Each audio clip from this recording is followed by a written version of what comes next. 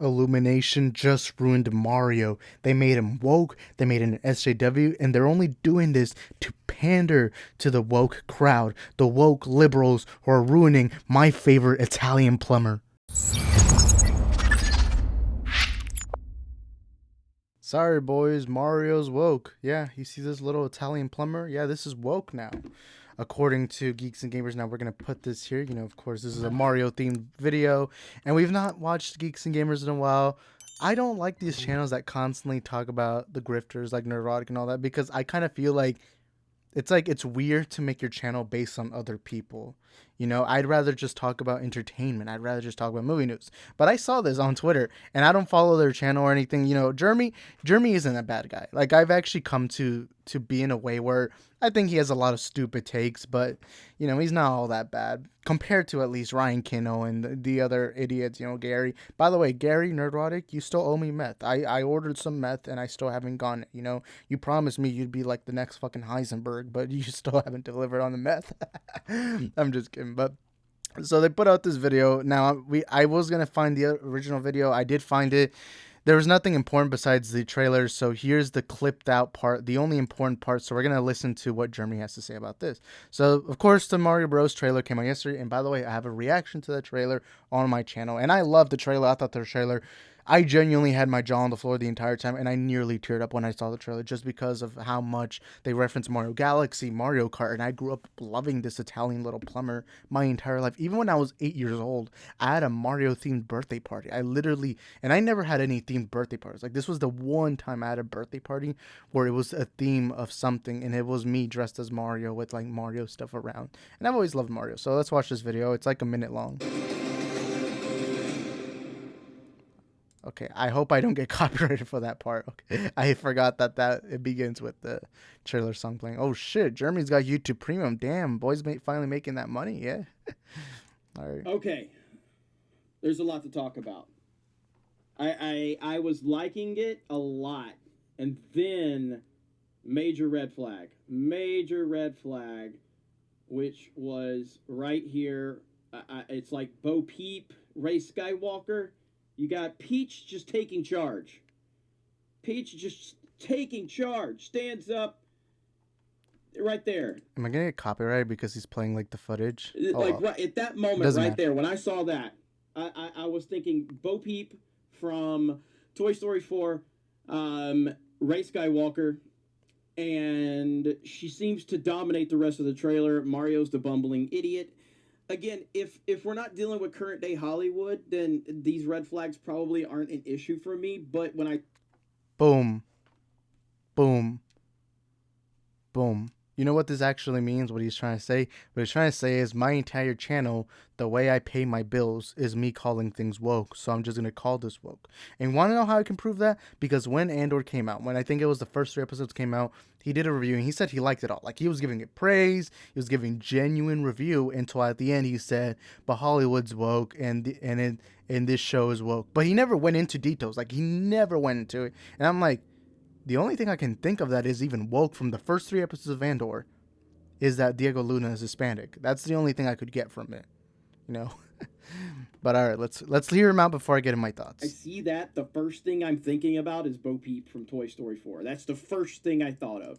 I don't know if you're horny or stupid, but you could be both. I don't know.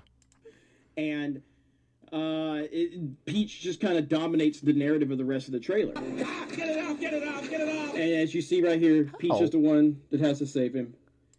No shit, a giant fish is on his face. What the fuck what do you think is gonna happen? Again, hopefully these are innocent things, but in current day, oh, by the way, Tanuki suit, Mario, fantastic. Look, this is the kind, like, Jeremy at times can be like, okay, this is the Jeremy I used to like. But then there are moments where I'm like, oh fuck, he's back to being stupid. But fantastic to see that. But it is impossible to not be alarmed by these things in current day Hollywood. It's absolutely impossible. I mean, Peach is just like, there's literally, Peach has done nothing but be stoic and smart and powerful and commanding, and Mario is bumbling, stumbling idiot. All right, so that's his video.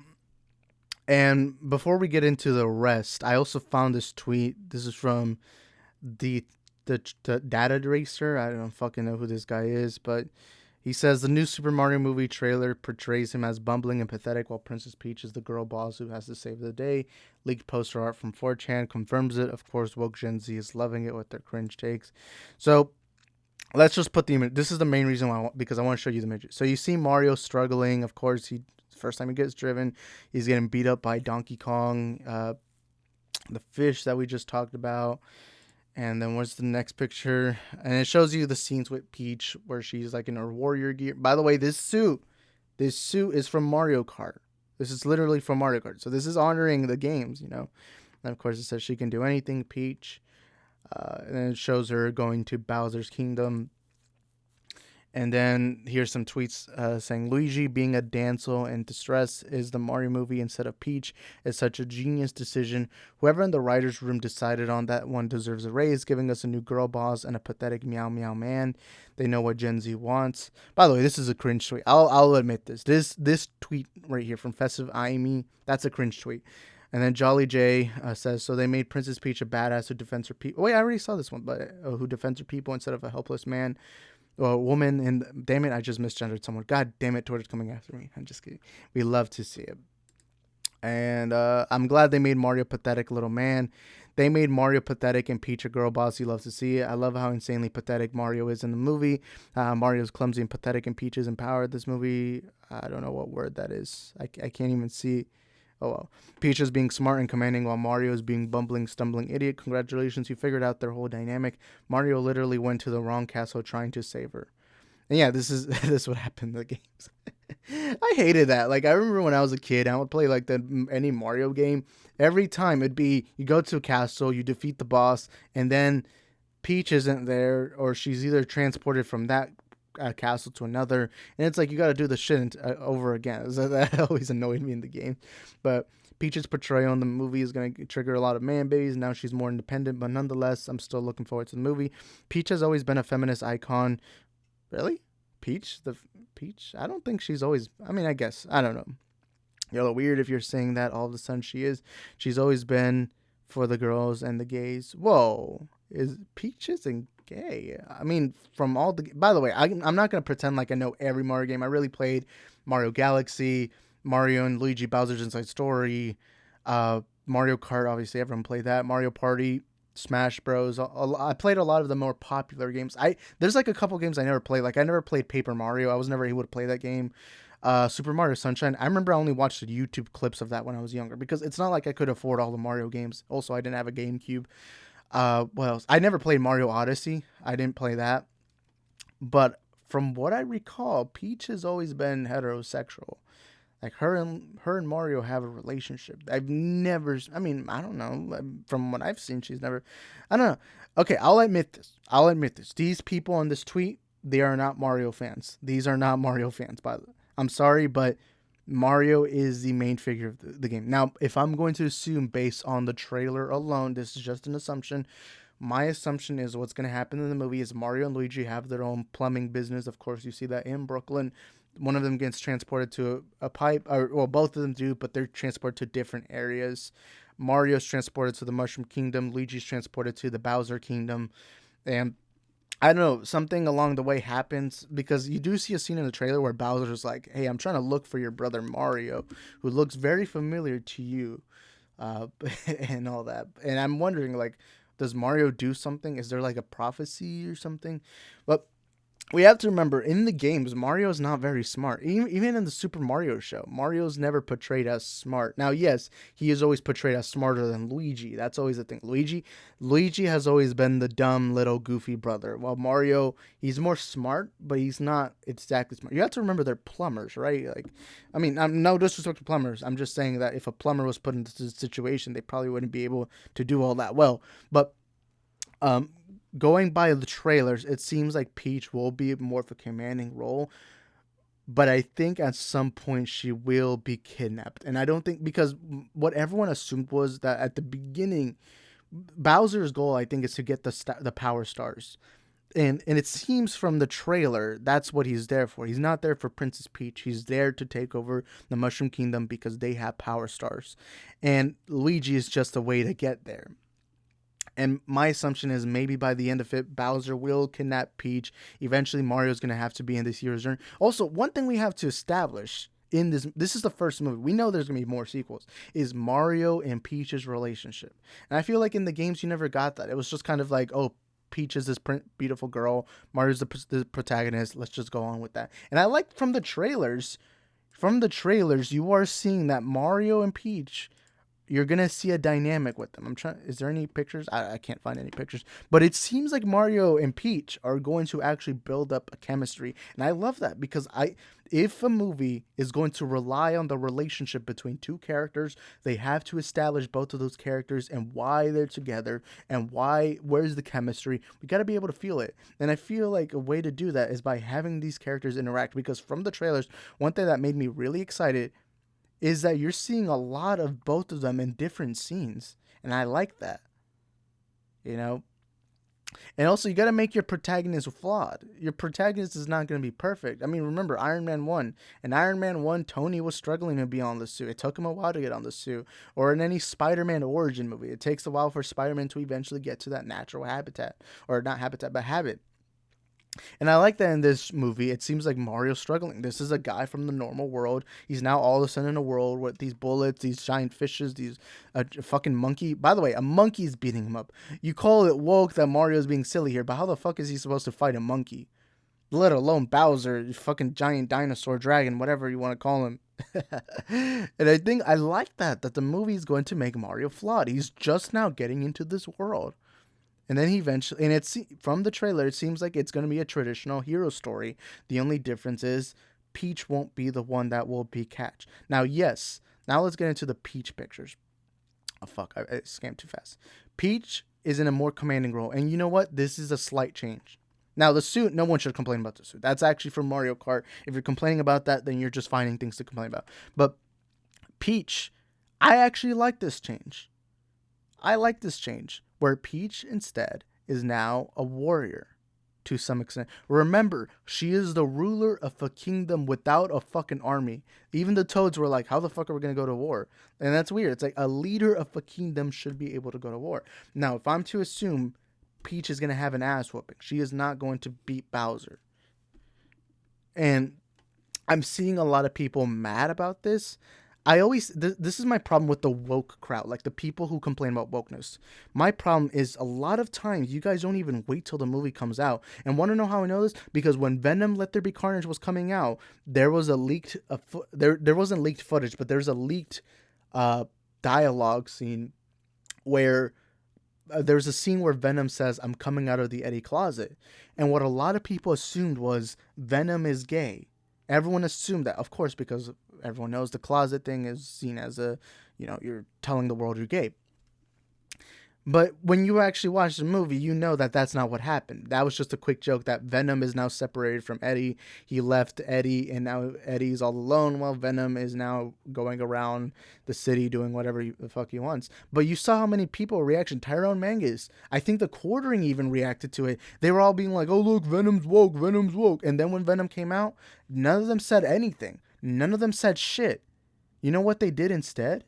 Instead, what they did was they started saying Venom is anti-woke movie. It's like, you called the movie woke before. Now you won't even go back to the comment. And then not only that, but before House of Dragon was coming out, everyone's saying it's woke. But then when it came out, no peep. Now it was, House of Dragon is the anti-woke, while Lord of the Rings Return. Why am I forgetting the name? Rings of Power. Why did I forget the name? Rings of Power is now seen as the woke, while this House of Dragon is seen as anti-woke. You guys don't care if it's woke. You're just doing this out of reaction. You're just doing this because you're seeing that right now online. There's a culture. And by the way, there is some truth to wokeness. There are times where Hollywood can get cringe. A good scene of this is She-Hulk scene when what's her name? Jennifer Walters is talking to Bruce in the first episode, and she says, I've had it worse than you because I got catcalled, and she went through this whole, and I understood what they were trying to do, but it was a stupid scene, and it was a really stupid scene because she was saying this to Bruce Banner, the guy who literally who literally was running his entire life, who at one point tried to commit suicide, but the monster in him, Hulk, wouldn't let him and just chewed the bullet out like a piece of gum. And there are cringe moments like that. Endgame had a scene like that where all of a sudden it's like she needs help or she's got help, something like that. And you see all the female characters show up out of nowhere and it's like random. There are times in Hollywood that does happen. But we need to stop having this whole bullshit thing of everything's woke, everything's woke. Because when everything's woke, then what is really woke? And that's my issue with this whole conversation. It's either you call everything woke or either you call everything not woke. And it's like this weird conversation. And one of my friends, what's his name? I think his name is Joker's Corner. He has this great channel where he does the voice of Mark Hamill's Joker. Phenomenal channel, by the way. Go subscribe to him if you can find him. But he had this thing where he's like, he understands that there are things in Hollywood that are really like, it's like forced. It's like this weird level of forcing a certain political ideology in a scene or a movie where it feels wrong. But another issue is now there's people who now consider anything from Hollywood woke. And this is the example of that. That suddenly Mario can be a little clumsy, can be a little goofy. And that Peach is slightly improved. It's like, why are we calling everything woke? People labeled Shang-Chi woke. I still don't get why. No one's been able to answer that. I once put out a tweet and I said, hey, to anyone who didn't like Shang-Chi, could you explain to me why Shang-Chi is woke? No one said anything. No one said anything. And that's the thing that frustrates me. It's like no one wants to go into details. No one wants to have an honest conversation about what is and what isn't woke. That's my big issue with this whole conversation, this whole narrative. No one wants to have it. No one wants to hear the truth. Instead, it's just people who want to believe certain ideologies, just arguing, bickering. It's like it to some level, it just gets a little stupid. You know, I don't get it. It frustrates me. And by the way, when what Jeremy said, I don't like Rey as a character. And I think that's too. Oh, fuck. Sorry, I didn't mean to play the video. Rey is a good example of a character feeling like, I don't think it was that I don't think it was like J.J. Abrams or Ryan Johnson. I don't feel like what the goal was to make Rey this perfect female icon. I think the issue with what happened in the writing board is because she was a female, they wanted to make her perfect. And I do think there's an issue in Hollywood. That's another conversation we should be able to talk about, where it's, why are these, there are some female characters that come out and it feels like Hollywood's scared to make them imperfect, so they just make them perfect, you know? And that's, while I didn't like the recasting, messed up, while I didn't like that they didn't honor T'Challa by recasting T'Challa, what I did like about Black Panther Wakanda Forever is that they showed you Shuri was flawed.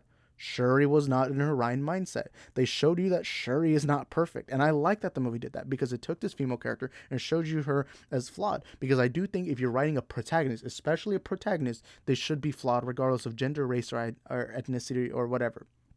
And I do agree with Jeremy on Rey. It felt like by the time you got to Rise of Skywalker, it felt like Rey was written way too perfect to the point where it's like she had no flaws. And I like Force Awakens. And I love Force Awakens, actually. And I thought Last Jedi, there was decent moments in it, but overall it was just a mid-movie. Rise of Skywalker, by the time you got to Rise of Skywalker, that was a complete shitstorm, because it felt like they wanted to make Rey such a perfect character that they threw out any development. They threw out any flaws to her. And they kind of sacrificed the movie because it felt like the studio was scared to write a flawed female character. And you also saw this in Captain Marvel. One of my issues with Captain Marvel is Carol Danvers is boring. Carol Danvers is kind of just basic. I don't hate the movie. There's some things I like. Like, I like Samuel Jackson in the movie. I like Talos the Squirrel in the movie. Goose the Cat was all right. I didn't really find him as funny as many people did. But by the time you got to Captain Marvel, Rise of Skywalker, these movies do show female characters as not they show them as perfect, and it's like they forget. It's like, I think Hollywood does have a problem with being scared to write female characters to be imperfect, you know. But at the same time, these woke channels, these channels that talk about wokeness and this and that, you never go into details. You never, like, Bo Peep is not woke. First of all, then this is the thing, Bo Peep The difference between Bo Peep and Rey is that they do show you Bo went through the shit. She went through bullshit. She was literally abandoned. She was a lost toy for years. Years. Remember, Toy Story 2, or I think it was a little around Toy Story. I think it was around after Toy Story 2 came out. That's when Bo Peep was abandoned. And Toy Story 4. That's like a decade because Andy grows up from kid to college or whatever, or grown adult by the point you see Bo Peep. Then it makes sense. Bo Peep is now this warrior who's now able to travel. She's strong and independent because she's been independent. That's kind of how life is. It's like life. If you grew up more in poverty, like let's say you grew up in the streets or something like that, you will tend to be more of a warrior. You will tend to be more of someone who's more independent, someone who knows how to deal with obstacles in life more than someone who's been like cuddled in a rich environment where they've been spoiled their entire life. That's just natural. And with Bo Peep, it made sense. While with Rey, it didn't really make sense because how the fuck was she able to beat Kylo Ren without any training or any combat or whatever? You know, and it did seem like the movies were trying to make Rey perfect. You know, there were moments where they did try to make Rey imperfect, but overall it just didn't fit with the story on how to make her an actual character.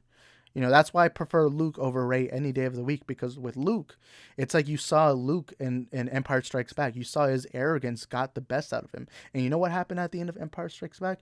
Luke lost. Luke lost to Vader. The Empire was stronger than ever. And that's why I like Luke as a character. But with Peach, the only difference I see is that now she's more commanding. She's the leader of the Mushroom Kingdom.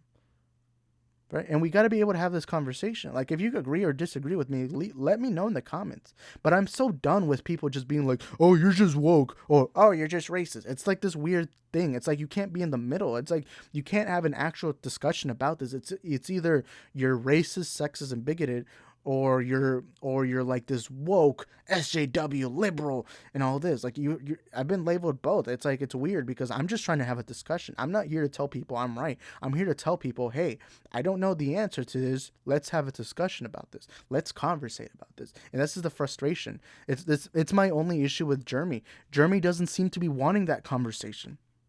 It's always just, oh, let me call everything woke. But then again, if everything's woke, then what is? And again, I've seen these channels constantly over and over and over again. Like, just make up shit. Again, Venom being woke, bro, that's the single stupidest thing ever. Just because a line came out. It's like, at least wait till you hear the full context of that line. And that's the thing that annoys me. It's like, it's just reaction. It's like, oh, guys, I want to be the first to upload this. My reaction, oh, if I call this woke, then all these people who agree with me automatically will just... It's like, it's this weird fucking thing. Like, even there's been times where I'll criticize wokeness, or like there'll be times where I criticize these YouTubers like Geeks and Gamers and all that, and I'll have like some idiot in the comment section just be like, oh, you're probably like She-Hulk, you woke SJW. It's like, bro, at least hear me out. It's like, you guys are so free speech, but when I talk, you don't even let me talk. You just kind of just tell me to shut the fuck up because I dare to not agree with you 1000%.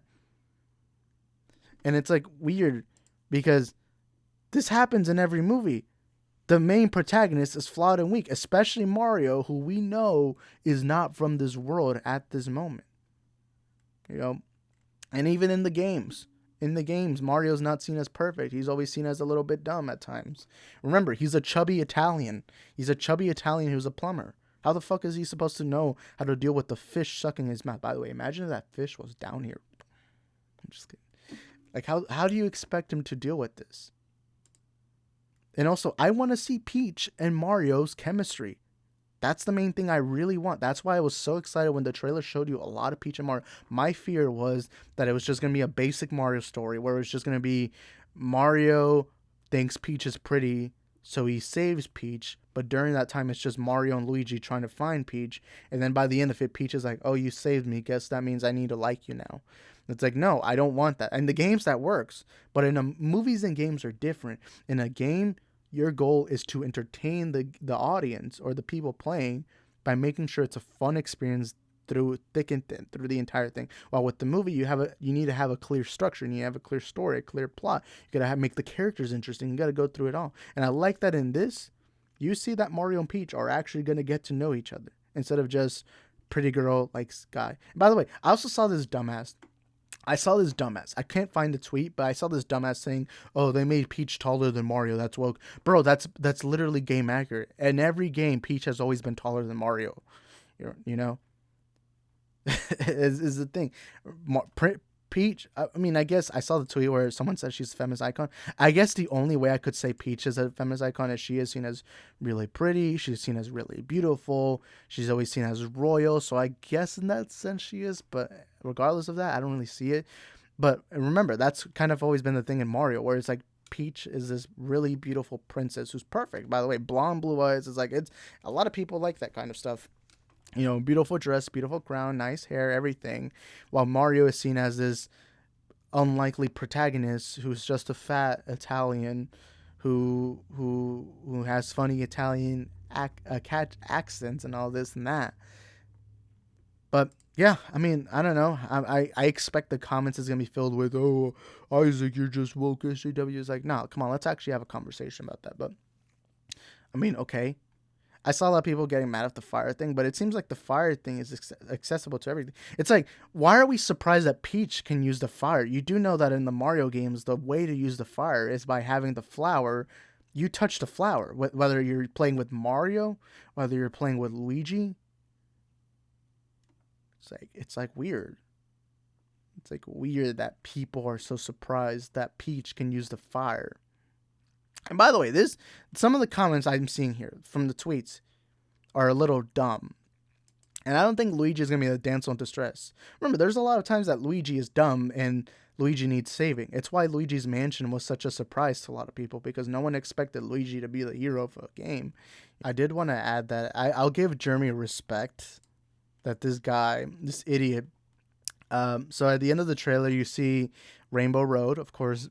I was surprised. They show you Mario Kart, and then of course, Rainbow Bridge. That's one of the most iconic it's one of the most iconic moments in any Mario game. Like it's the road that's impossible to drive in. So it was so nice to see it.